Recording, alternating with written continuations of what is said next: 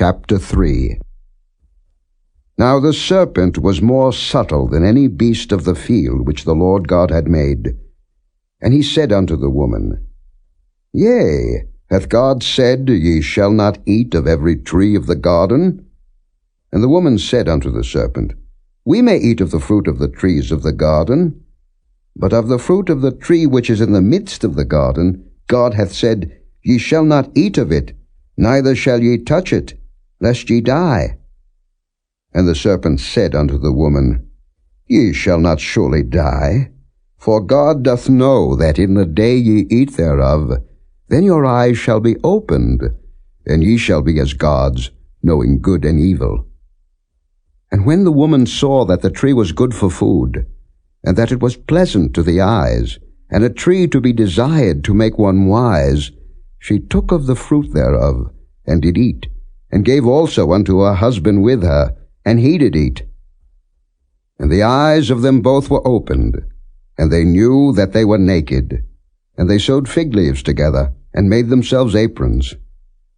And they heard the voice of the Lord God walking in the garden in the cool of the day. And Adam and his wife hid themselves from the presence of the Lord God amongst the trees of the garden. And the Lord God called unto Adam, and said unto him, Where art thou?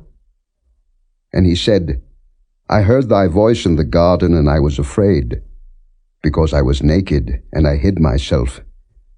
And he said, Who told thee that thou wast naked? Hast thou eaten of the tree whereof I commanded thee that thou shouldest not eat? And the man said, The woman whom thou gavest to be with me, she gave me of the tree, and I did eat.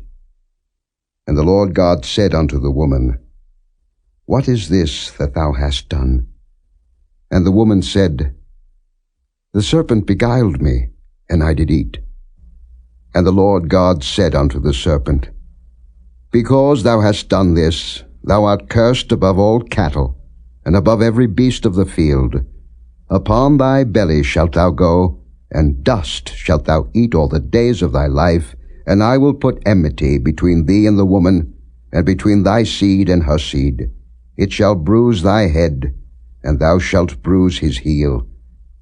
Unto the woman he said, I will greatly multiply thy sorrow and thy conception.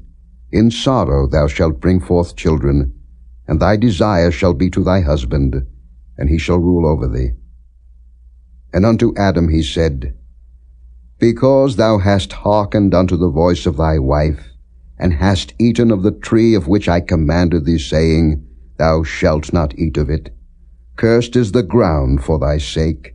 In sorrow shalt thou eat of it all the days of thy life. Thorns also and thistles shall it bring forth to thee, and thou shalt eat the herb of the field. In the sweat of thy face shalt thou eat bread, till thou return unto the ground. For out of it wast thou taken. For dust thou art, and unto dust shalt thou return.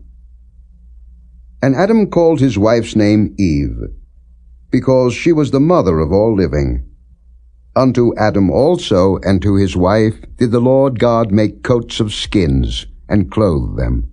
And the Lord God said, Behold, the man is become as one of us, to know good and evil. And now, lest he put forth his hand, and take also of the tree of life, and eat, and live forever. Therefore the Lord God sent him forth from the Garden of Eden, to till the ground from whence he was taken.